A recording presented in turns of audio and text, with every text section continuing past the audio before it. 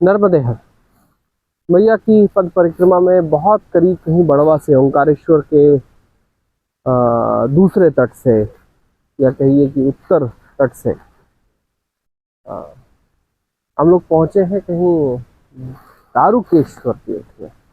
अपभ्रंश में से आज धारेश्वर कहा जाता है। ये वो तीर्थ है जहाँ पर कहीं भारतीय सनातन परंपरा के अनुसार जब इंद्र जी के सभा में वर्धमान जी के पुत्र दारुक ने जब कहीं ब्राह्मणों का अपमान किया था तो इंद्र ने उन्हें श्राप दिया था, और श्राप देने के बाद उनको कहा था कि जो धरती पर जाना पड़ेगा और वहां जाकर तपस्या करनी पड़ेगी। दारुक ने बहुत प्रार्थनाएं की, आग्रह किया, बहुत चेष्टाएं की। तब इंद्र जी ने उन्हें कहा कि तुझे इसके साथ एक आशीर्वाद ये भी देता हूँ कि तेरी तपस्या का फल ये होगा कि जब विष्णु जी कहीं पृथ्वी पर अवतार लेकर आएंगे तो उनके कहीं किसी महत्वपूर्ण विषय का आधार तू होगा, कहीं रथी तू होगा।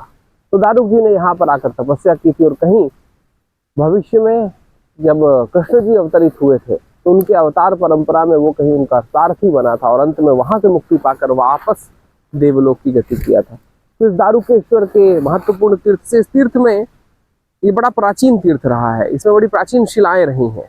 लेकिन जब चूंकि हम अपने इतिहास को नहीं समझते, हमारे पास इतिहास का बोध नहीं होता, तो हम प्राचीनता के संदर्भ को नहीं देख पाते, हम अपनी संस्कृति के संदर्भ को देख नहीं पाते।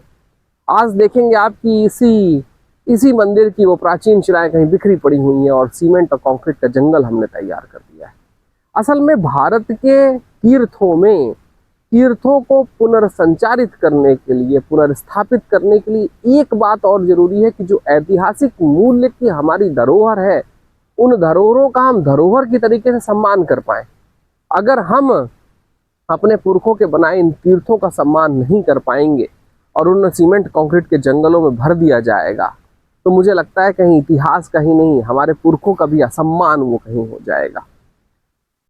इस दारुकेश्वर तीर्थ मैया नर्मदा के तट में, जहाँ से कहीं दारुक ने भी मुक्ति पाई थी, कहीं भविष्य का एक आधार पाया था, कहीं बहुत बड़ा आशीर्वाद पाया था, तो उस दारुकेश्वर तीर्थ से आज का नर्मदे हर।